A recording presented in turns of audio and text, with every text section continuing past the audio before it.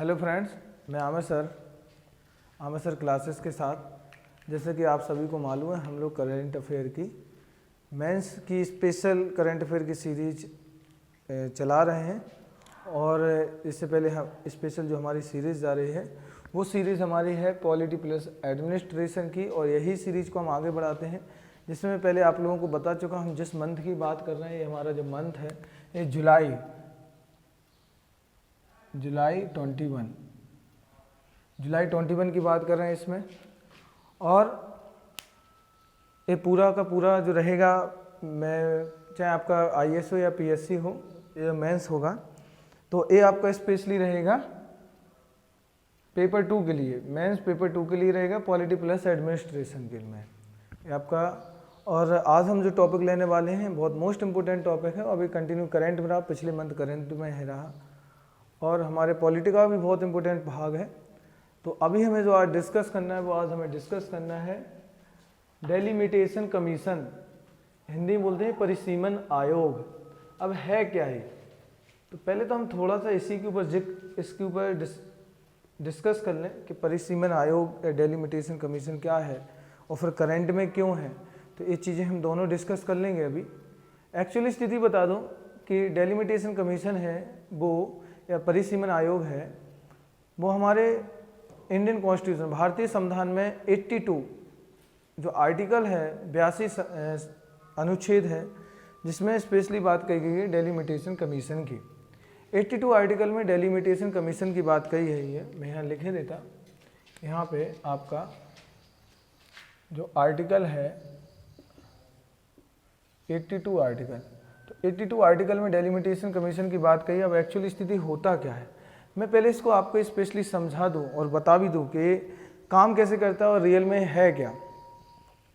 जैसे मैं for example की अभी बात करूं, जैसे कि टोटल मान लीजिए इंडिया का मैं एक हल्का सा नक्शा मैप ड्रॉ कर दूं।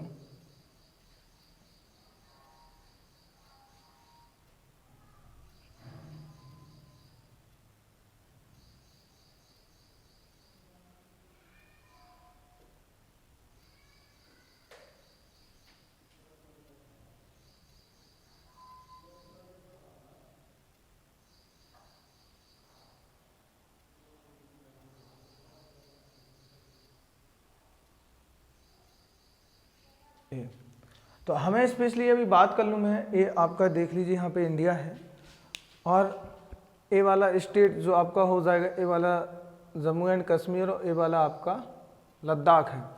जैसे यहाँ पे बीच में आप देखोगे, यहाँ पे इस प्रकार से बीच में आपका जो है ये वाला ऐसे करके, ये वाला ऐसे करके एमपी है, और ये वाला भाग आपका उत्तर प्रदेश का लगा है यहाँ से इस प्रकार से, ये वाले भाग पे ये आपका उत्तर प्रदेश का है। देखो फिर सारे स्टेट हैं अपनी जगह हैं, लेकिन मैं यहाँ पे जो डिस्कस करना है कि ये जो परिसीमन आयोग है क्या। मान लीजिए कि जैसे मैंने कहा, ये जो डिसाइड करता है, ये करता है बॉर्डर को डिसाइड। बॉर्डर का डिसाइड का मतलब है कि जो सीटें रहती हैं लोकसभा की सीटों या राज्यसभा की या राज्यों की विधानसभा की सीटें, तो उन सीटों को जनसंख्या के आधार पर, स्पेशली बात करूँ मैं जनसंख्या, भौगोलिक आधार पर नहीं है। अगर ऐसा है तो फिर भौगोलिक आधार पर एक्चुअली स्थिति, तो फिर उसको जितना जिसका एरिया होगा उस हिसाब से सीटें मिलनी चाहिए। लेकिन अगर मैं कहूँ जैसे सबसे ज़्यादा जनसंख्या इंडिया में किसकी है, तो सबसे ज़्यादा आपकी जनसंख्या है उत्तर प्रदेश की। बाकी अगर भौगोलिक बात करूँ कि क्षेत्रफल के हिसाब सबसे बड़ा कौन सा है, तो राजस्थान। तो फिर ऐसे तो सबसे ज़्यादा सीटें फिर राजस्थान की होनी चाहिए ना। तो परिसीमन आयोग को जो डिसाइड किया गया है, तो इनका जो जनसंख्या के आधार पर, ये है आपका जनसंख्या के आधार पर, पॉपुलेशन वाइज। मैं हिंदी में लिखूंगा और इंग्लिश में बोलता जाऊंगा। तो जो इंग्लिश मीडियम के स्टूडेंट है, मुझसे बोला है इंग्लिश मीडियम स्टूडेंट ने कि सर आप इंग्लिश का यूज़ कीजिए, तो मैं इंग्लिश में मैं बता दूं कि मैं बोलता जाऊंगा बहुत। तो पॉपुलेशन वाइज तो ये डिसाइड करता है। जैसे मैं एक स्पेशली डाटा ले लूँ कि स्पेशल है क्या, जैसे मैंने ले लिया कि 10 लाख 10 लाख के ऊपर एक सांसद चुना जाएगा। अब वो सांसद चाहे लोकसभा का होगा या फिर आपका राज्यसभा का होगा, कहीं का भी हो सकता है। अब ऐसे करके टोटल में अगर बात करूँ, इस यहाँ पे एक एग्जाम्पल लूँ उत्तर प्रदेश की, यूपी की, तो यूपी में टोटल सीटें 80 हैं। लोकसभा सीटें कितनी हैं? 80 सीटें हैं यहाँ पे जो बात की गई। अब इनने अगर ऐसे हिसाब से देखा जाए कि इनने तो डाटा बोल दिया कि 10 लाख के ऊपर एक सांसद ले लेंगे और जिसमें स्पेशली सीटें हैं जो 80, लेकिन यहाँ पे जो डाटा लिया गया है ये पुराना डाटा है, इसमें कई बार अमेंडमेंट हुआ। ये लोग जो डाटा लेते हैं 1971 के सेंसस के हिसाब से, मतलब 1971 की जनगणना का डाटा लेते हैं जो 1971 में जनगणना हुई थी और इसको अपडेट किया गया। और अपडेट करके इनने अभी प्रेजेंट में क्या किया है कि 2001 में जनगणना ले ली है। और इस 2001 में जो जनगणना होगी, जैसे मैं फॉर एग्जांपल बता दूं, मैं बात करूं स्पेशल, कोई भी उत्तर प्रदेश का डिस्ट्रिक्ट ले लो आप। जैसे मैं उत्तर प्रदेश का कानपुर डिस्ट्रिक्ट की बात करूं, जैसे मैंने उत्तर प्रदेश का कानपुर ले लिया यहाँ पे, और कानपुर की जनसंख्या मान लीजिए, मैं एग्जाम्पल ले रहा हूँ अभी, कानपुर की जनसंख्या मान लीजिए कि यहाँ पे अभी आपकी जैसे इसने बोला 10 लाख क्या होगा तभी वहाँ पे कोई सीट प्रोवाइड की जाएगी। कानपुर की जनसंख्या है 9,50,000, ये है उसकी जनसंख्या 9.5, तो ये है उसकी जनसंख्या 9,50,000 है कानपुर की जनसंख्या। अब 10 लाख का तो ये कंडीशन फुलफिल नहीं कर रही है, जब 10 लाख की कंडीशन फुलफिल नहीं कर रही तो इसको सीट अभी प्रोवाइड नहीं की जाएगी। लेकिन ये डाटा है आपका 2001 का। अब मुझे ये बताइए अभी चल रहा है आपका 2021, तो 2021 में क्या इसकी पॉपुलेशन यही रही होगी क्या? अभी तो जाकर उसकी पॉपुलेशन 14-15 लाख पहुंच गई होगी कि नहीं? तो इसको सीट मिलनी चाहिए कि नहीं? बिल्कुल मिलनी चाहिए। तो यही जो परिसीमन आयोग है इन्हीं चीज़ों को जनसंख्या के आधार पर क्या करता है, काउंट करता है और बॉर्डर डिसाइड करता है फिर से नए तरीके से। लेकिन ये नहीं है कि ये कंटिन्यू एक साथ चल रहा, तो ऐसा नहीं है, बिल्कुल एक साथ नहीं चल रहा है। तो इसका जो डाटा लिया गया है पुराने डाटा लिया गया है, 2001 का ही डाटा लिया गया है। फिर इसी बात इनने आगे बढ़ा दिया है और ये बात आपकी बोल दी है 84 संविधान संशोधन में। ये जो डिसाइड किया गया 84 संविधान संशोधन,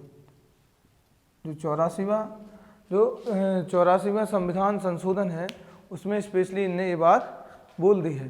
84वें संविधान संशोधन में स्पेशली इनने बोला है, और ये जो डाटा है स्पेशली 2002 मतलब 2002 में इसी के हिसाब से जनगणना की जाएगी, मतलब गणना की जाएगी, जो सीटें दी जाएंगी हर एक राज्य को, प्रत्येक राज्य को इसी। तो परिसीमन आयोग क्या करता है कि जो सीटें होती हैं लोकसभा या राज्यसभा की, संसद की सीटें, तो उनकी काउंटिंग करता है और ये करता है जनसंख्या के आधार पर, ना कि भौगोलिक आधार पर। ये चीज़ क्लियरिटी रखना। और जैसे मैंने बताया अभी ये करंट में क्यों, जैसे एमपी की बात करूँ मैं स्पेशली, जैसे एमपी में आपकी मध्य प्रदेश में लोकसभा की टोटल सीटें हैं 29, टोटल सीटें हैं लोकसभा की यहाँ पे 29। तो 29 सीटों का जो डाटा लिया गया, जैसे मैंने बताया 10 लाख पे। जैसे एमपी का कोई जिला ले लो, कोई भी एक डिस्ट्रिक्ट ले लो एमपी के, जैसे मैं बात करूँ एमपी के इंदौर डिस्ट्रिक्ट की, मैं मान रहा हूँ यहाँ पे डिस्ट्रिक्ट जो फेमस डिस्ट्रिक्ट उन्हीं के नाम, जैसे अब आपके कोई छोटा डिस्ट्रिक्ट लूँगा शायद ना भी हो पता, तो इसलिए फेमस मान लीजिए कि 2011 में, सॉरी 2001 का बात है यहाँ पे, 2001 में इसकी जो पॉपुलेशन थी 8 लाख थी। कितनी थी? 8 लाख। अब इंदौर में 2001 में इसकी पॉपुलेशन 8 लाख थी, लेकिन अब बात आ जाती है कि 2021 में कितनी होगी, तो इसकी पॉपुलेशन जाके पहुंची 15 लाख। तो ऐसे तो करके इसकी सीट बढ़ जाएगी ना। जैसे वही मैं बता दूं कि जैसे अभी स्पेशली बात मैंने जैसे उत्तर प्रदेश की तो अभी 80 सीटें हैं, अभी प्रेजेंट में उत्तर प्रदेश की 28 साढ़े 28। अगर मैं वर्तमान बात करूं कि पॉपुलेशन उत्तर प्रदेश की क्या होगी, अगर मैं 2011 की जनगणना की बात करूं, 2011 की जनगणना उत्तर प्रदेश की जो पॉपुलेशन है वो आपकी समथिंग 19.5 करोड़, मतलब 19 करोड़ 50 लाख है। अभी ये जनगणना तो जाके पहुंच रही है 28 करोड़ के पास में, ये तो डाटा भी ज़्यादा पहुंच रहा है। और अगर इसके हिसाब से किया जाए तो इस प्रकार से जैसे अभी वर्तमान में जो सीटें दे के रखी हैं 80 सीटें दे के रखी हैं, तो ऐसे तो करके इसका लगभग में अप्रॉक्स में 150 सीट से भी डाटा ऊपर निकल जाएगा, 150 से भी डाटा ऊपर निकल जाएगा। तो बात आ रही है ना समझ में? तो कितने मेंबर बढ़ जाएंगे लोकसभा राज्यसभा के, फिर तो हमारा पार्लियामेंट है वो छोटा पड़ जाएगा, संसद है वो छोटा पड़ जाएगा। और ये जो प्रोसेस है बहुत खर्चीली हो जाएगी, क्योंकि उन सबकी सैलरी देना, और इसी चक्कर में पता है एक राजनीति और हो रही है यहाँ पे, जो आपको कॉन्सेप्ट है समझना है। इसी चक्कर जैसे और स्टेट हैं जैसे जहाँ पे पॉपुलेशन बहुत कम है, सिर्फ उनको एक ही सीट दी गई है, कुछ स्टेट है जिनको तो सीट प्रोवाइड किए ही नहीं गई है, एक भी सीट नहीं मिली है, जैसे अरुणाचल प्रदेश है, बहुत छोटा है। और भी स्टेट जैसे मिजोरम है, आपका त्रिपुरा, इनको एक एक सीट दे के रखे हैं, नागालैंड को सिर्फ एक ही एक सीट दे के रखे हैं, असम वगैरह को, क्योंकि इनकी पॉपुलेशन बहुत कम है। भाई मैं बात करूं उत्तर प्रदेश की, तो सबसे ज़्यादा सीटें उत्तर प्रदेश को प्रोवाइड करके रखी हैं। तो इंपॉर्टेंट यहाँ पे यही चीज़ जो आपको समझनी है कि ये क्या करता, फिर से उनको रिकाउंट करेगा, मतलब कि बॉर्डर डिसाइड करेगा, फिर से रिकाउंट करेगा, मतलब कि बॉर्डर उसका डिसाइड करेगा। तो ये चीज़ इंपॉर्टेंट हो जाती है। तो हमें यही चीज़ समझनी, जो मैं यहाँ समझाना चाहता कि जो डेलिमिटेशन कमीशन ये करता क्या है, स्पेशली है क्या। तो स्पेशल जो हमारा पॉलिटी है उसमें आर्टिकल अनुच्छेद 82 में ये बात कही गई है, ये बताया गया है कि बॉर्डर फिर से काउंटिंग करेगा जनगणना। लेकिन यहाँ पे जो इनने जनगणना का बेस माना है वो 2001 का माना है, मतलब कि इसको 2002 से स्टार्ट लागू कर दिया। लेकिन अभी क्या हुआ, इनने कहा कि अभी का जो हम करेंट का डाटा तो ले नहीं सकते, तो इन्होंने क्या बोला, तो बोले अभी जो काउंटिंग है हम नहीं करेंगे, और ऐसे करके इनकी ये काउंटिंग 2026 तक ज्यों को त्यों रहेगी। बोले 2026 के बाद इसको हम रिकाउंट किया जाएगा, 2026 के बाद रिकाउंट करेंगे और जब किया जाएगा, क्योंकि पहले स्टार्टिंग में ये था कि जनसंख्या जैसी 10 साल पे जनगणना निकाली जाएगी, उसी हिसाब से इनको रिकाउंट किया जाएगा। लेकिन यहाँ पे प्रॉब्लम बस वही हो गई कि अगर ऐसा होगा तो फिर हर साल कितना खर्च बढ़ेगा। और इसमें सबसे बड़ी बात पता है क्या हो रहा है कि जो स्पेशली 6 या 7 स्टेट हैं जो मिडेबल वाले, मतलब कि नॉर्थ वाले, तो इनका कुछ ज़्यादा यहाँ पॉलिटिक्स इन्वॉल्व हो जाए। जैसे एमपी है, उत्तर प्रदेश है, आपका राजस्थान है, बिहार है, झारखंड है, छत्तीसगढ़ है, ये राज्य कुछ ज़्यादा इन चीज़ों में इन्वॉल्व। देखिए अब इनकी पॉपुलेशन देखो कितनी ज़्यादा दिन पे दिन बढ़ती रही, 10 की वृद्धि दर देख लीजिए आप। बाकी बहुत सारे स्टेट ऐसे जिनकी कुछ माइनस में भी रही, जैसे सबसे ज़्यादा माइनस रही तो नागालैंड की रही सबसे कम 10 की वृद्धि दर में। वो आपका पीएससी प्री में पूछा भी गया है कि सबसे कम 10 की वृद्धि दर किस राज्य की रही है, तो सबसे कम 10 की वृद्धि दर तो वो आपकी नागालैंड की रही है। तो यहाँ मैं आपको स्पेशली जो बताना चाहता कि ये सब लोग जो खास करके यूपी है, जैसे ये यूपी हो जाएगा, ये बिहार हो जाएगा BI, MP हो जाएगा, यहाँ राजस्थान हो जाएगा, यहाँ GJ गुजरात हो जाएगा, और यहाँ पे आपका यहाँ पे नीचे वाला ये CG छत्तीसगढ़, और ये JH झारखंड। ये जो राज्य हैं स्पेशल, अपनी पॉपुलेशन इतना ज़्यादा इंक्रीमेंट हो रही है इनकी, और इनका मेन पर्पज है ज़्यादा से ज़्यादा सांसद अपने ही एरिया में रहना। मैं एक बेसिकली बता दूं कि आप ये बताइए, जहां 80 सांसद, जिनके पास उत्तर प्रदेश की 80 सीट होगी, अभी प्रेजेंट में जो बीजेपी है ना, तो सबसे ज़्यादा सांसद बीजेपी के उत्तर प्रदेश से हैं। अगर यही सांसद चले जाए तो पूरी गवर्नमेंट खत्म हो जाएगी। सीधा आप समझ रहे हो कि 545 सीटें, जैसे अभी अब आप कहोगे सर 45 क्यों लिख रहे हो, तो इसलिए लिख रहा क्योंकि 2 सीटें जो हैं अभी, 30 सीटें कितनी लोकसभा की 543, लेकिन 2 सीटें जो एंग्लो इंडियन की थी उनका प्रोविज़न खत्म कर दिया गया है 104 कॉन्स्टिट्यूशन अमेंडमेंट के अंडर में, कि उनको जो रिजर्वेशन दी गई थी, जो सीटें 2 सीटें रोक करके रखी गई थी, जो प्रेसिडेंट जिनको अपॉइंट करता था वो हटा दी गई हैं। इसलिए अभी सीटें, अब 2 सीटें कहाँ रखेंगे, वो किस राज्य को देते हैं तो वो देख लेंगे हम बाद में, लेकिन अभी हम काउंटिंग करेंगे 545 पे। तो आप ये देखिए कि अगर 80 का मैं इसको निकाल दूँ, समथिंग आपका इसका अप्रोक्स में आपका डाटा जाएगा, मतलब कि मान लीजिए कि आपका 7% के समथिंग 7% सीटें, मतलब 7% बहुमत इनका खत्म हो जाएगा यहाँ से। 80 सीटें इतना बड़ा योगदान दे रही हैं कि आप समझ सकते हैं, क्योंकि वैसे इसमें 50% कनेक्ट चाहिए, तो इन सीटों का जो रोल है आप सोच सकते हो कितना ज़्यादा है। तो यही चीज़ उत्तर प्रदेश में हो रही है और बिहार में, कि दिन पे दिन सीटें क्या हो रही हैं, बढ़ती जा रही हैं और बढ़ती जा रही हैं, क्योंकि पॉपुलेशन इतनी ज़्यादा बढ़ रही है। तो ठीक है, आप ऐसे कीजिए, ये मैं 1 मिनट के लिए हटा जाता है, या तो स्क्रीनशॉट ले लीजिए, क्योंकि अभी जो बताना है करंट में क्यों है तो मैं उस पर डिस्कस करता हूँ, या फिर आप इसको लिख लेना। ठीक है, तो आप, मैं 1 मिनट के लिए हट रहा।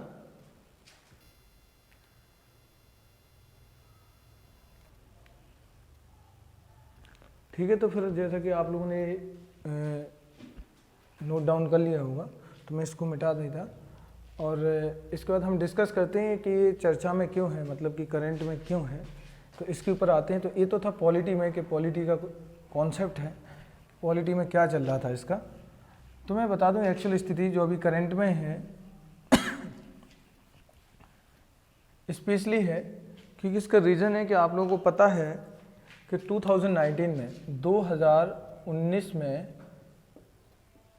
जम्मू एंड कश्मीर का आर्टिकल, जो जम्मू एंड कश्मीर का जो आर्टिकल था 370, उसको क्या कर दिया, हटा दिया गया, रिमूव कर दिया गया।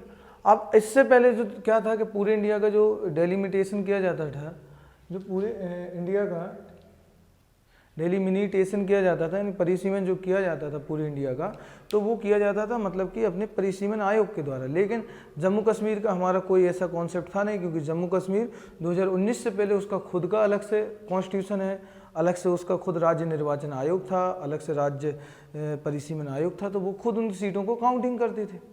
लेकिन अभी क्या हो गया कि जब 2019 में इसको हटा दिया गया तो एज रिस्पॉन्सिबिलिटी भारत सरकार की आ गई, मतलब परिसीमन आयोग की आ गई। तो यहाँ पे परिसीमन आयोग ही अब इसको रिकाउंट करेगा, जो सीटें ये डली थी स्पेशली इनको क्या किया जाएगा, रिकाउंट किया जाएगा।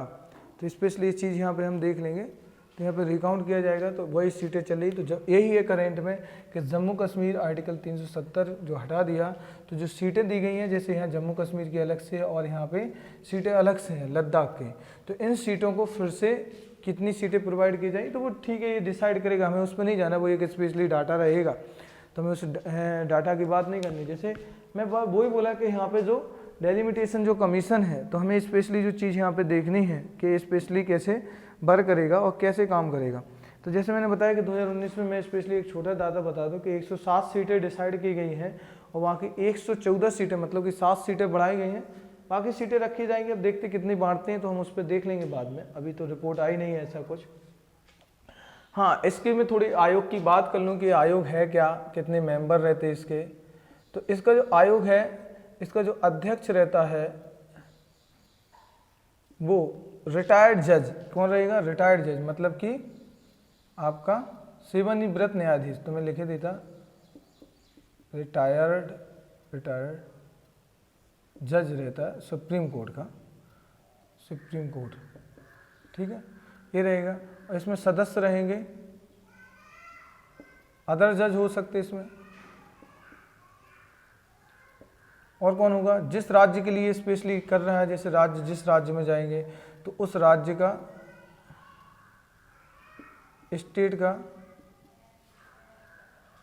स्टेट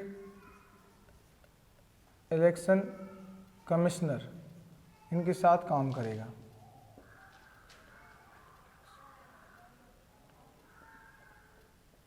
स्टेट कमिश्नर इनके साथ क्या करेगा, वर्क करेगा इनके साथ। तो ऐसे करके मेंबर्स रहते हैं, जैसे एक अध्यक्ष होगा, एक आपका इसमें एक चेयरमैन हो जाएगा, और इस प्रकार से क्या करते हैं, एक साथ इसमें वर्क करते हैं। तो इसमें ए प्रोविज़न हो जाएगा और ये शर्तें रहती हैं इसके साथ कौन कौन काम करेगा। ये मैं पहले ही बता चुका हूँ कि स्पेशली बात आती है कि अगर ये अपनी रिपोर्ट जब बना के देगा, जैसे इसने अपनी रिपोर्ट बना के दे दी है, इसने जो डिसाइड कर दिया, इसने जो सीमा तय कर दी कि इतनी सीटें इसको दी जाएंगी, इतनी सीटें, तो फिर उस रिपोर्ट को लोकसभा, राज्यसभा, जहाँ भी पेश किया जाए, जैसे राज्यों के लिए होगा तो राज्य में भी उनका डिस्कशन होगा, लोकसभा में भी डिस्कशन होगा, केवल उन पर चर्चा की जाएगी, चर्चा की जाएगी, संशोधन नहीं किया जाएगा। मोस्ट इंपोर्टेंट पॉइंट है, संशोधन नहीं किया जाएगा। और दूसरा देखो, इसमें एक और पॉइंट इंपोर्टेंट है, पहला, दूसरा, किसी भी कोर्ट में चैलेंज नहीं किया जाएगा, मतलब इसको किसी भी कोर्ट में चैलेंज नहीं किया जा सकता, इस डिसीजन को किसी भी कोर्ट में चैलेंज नहीं किया जाएगा।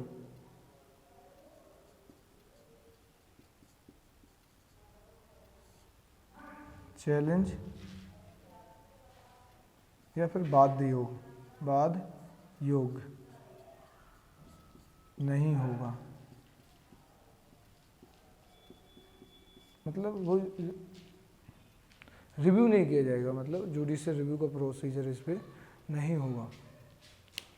तो अभी देखो, स्पेशली मैं वही बताना चाहता है कि रिपोर्ट में ये बात की गई कि एक चेयरमैन होगा, सब मेंबर्स कौन होंगे, हाँ रिटायर्ड जज होगा, ये बता दूं मैं। और अभी ये स्पेशली बात बता दूं कि इस पर अभी बना है करंट में, अभी जो इसके में चेयरमैन बनाई गई हैं तो वो रिटायर्ड जज रहे हैं। तो ये 6 मार्च 2020 को बना, सुप्रीम कोर्ट की रिटायर्ड जज हैं, उनका नाम है रंजना प्रकाश देसाई। तो इनके जो चेयरमैन बनाई गई हैं, इंपॉर्टेंट रहेगा कि अभी जो बना कौन है, तो ये सुप्रीम कोर्ट की रिटायर्ड जज हैं और जिनका नाम है रंजना प्रकाश देसाई। ये सुप्रीम कोर्ट की रिटायर्ड जज हैं, सुप्रीम कोर्ट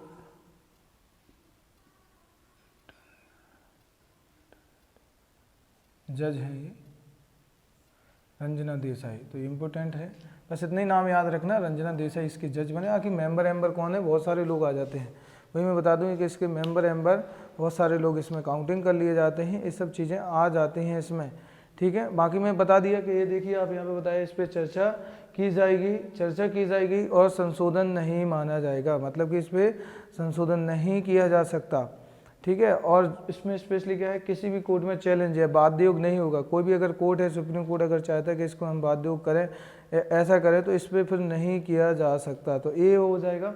इसके मैंने बताया कि आपके इसमें क्या हो जाएगा, रिटायर्ड जज आएगा, अदर जजेज आ सकते हैं वहाँ की। और स्पेशली इसमें क्या होगा, ये तो चीज़ हो गई कि ये तो आएगा और एक चीज़ आने के बाद इसमें एक मेंबर्स और रहेगा, इसमें थोड़ा याद रखना, यहाँ अदर जजेस की जगह एक कर लो, आपका इलेक्शन कमिश्नर आ जाएगा। इलेक्शन, ये थोड़ी मिस्टेक हो, इसको थोड़ा सही कर लेना, इलेक्शन कमिश्नर आ जाएगा इसमें, कमिश्नर आ जाएगा यहाँ पे, कमिश्नर। तो इलेक्शन कमिश्नर आएगा और यहाँ पे स्टेट इलेक्शन, जो स्टेट, एक सेंट्रल वाला एक स्टेट, तो ये चीफ होगा, चीफ इलेक्शन कमिश्नर आ जाएगा यहाँ पे। और एक है आपका रिटायर्ड जज, तो ये मेंबर रहेंगे। अभी प्रेजेंट में ये प्रोसीजर, और इसमें ऐसा प्रोसीजर है कि ये चीज़ नहीं की जा सकती, ठीक है। तो ये सारी की सारी चीज़ें करना, बाकी मैं बता चुका हूँ कि यहाँ पे किस प्रकार की चीज़ें करेगा। हाँ, एक चीज़ और यहाँ पे डिसाइड कर लो कि जैसे मैंने ये बताया, और ये क्या करेगा कि ये क्षेत्र के हिसाब से नहीं, जनसंख्या के हिसाब से सीटों का निर्धारण करता है। और इम्पोर्टेंट है कि यही भी, जैसे मैं बताऊं, जैसे अपनी जनरल की सीटें हैं और आपकी एससी और एसटी, तो ये जो सीटों का पूरा प्रोविजन है, जनरल की सीटें यही डिसाइड करेगा, एससी एसटी की सीटें करेगा और एसटी की सीटें करेगा। जैसे इनके आरक्षण से रिलेटेड है, कितनी सीटें आरक्षित करनी है, रिजर्व करनी है, आरक्षित को इंग्लिश में रिजर्व बोलते हैं, कितनी सीटें आरक्षित सीटें भी यही डिसीजन करेगा, मतलब कि डिसाइड करेगा, यही तय करता है, डिसाइड करता है, ठीक है। तो इसका प्रोसीजर हो जाएगा। तो अभी यहाँ पे हम लोगों ने देखा कि डेलिमिटेशन कमीशन क्यों है, चर्चा में इसलिए था क्योंकि आर्टिकल 370 हटाया गया जम्मू कश्मीर से, तो इनकी सीटों को फिर से किया जा रहा है रिकाउंटिंग, कि कितनी सीटें प्रोवाइड की जाएंगी, कितनी सीटें एससी एसटी को प्रोवाइड की जाएं, और कितनी पॉपुलेशन किसकी बड़ी है, जिस बेस पे जिसकी पॉपुलेशन बड़ी होगी उनको इतनी सीटें प्रोवाइड किए जाएंगे।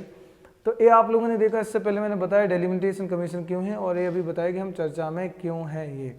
हाँ, अब मैं बात करूँ स्पेशल जम्मू कश्मीर की, तो आपको पता है कि जम्मू कश्मीर में ये जो दिखाई दे रहा है, ये आपका जम्मू कश्मीर है, ये वाला पोर्शन, क्योंकि ऊपर वाला एरिया लद्दाख बन गया है क्योंकि यूनियन टेरिटरी बना दी, ये वाला हिस्सा जम्मू कश्मीर।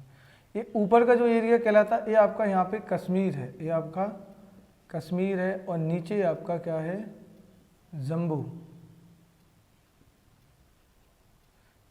जम्मू जम्मू जम्मू है, जम्मू शायद जम्मू या जम्मू, देख लेना जो भी हो, जम्मू, जम्मू, ठीक है, कंफ्यूज हो जाता जम्मू के जम्मू ठीक है, होता रहता।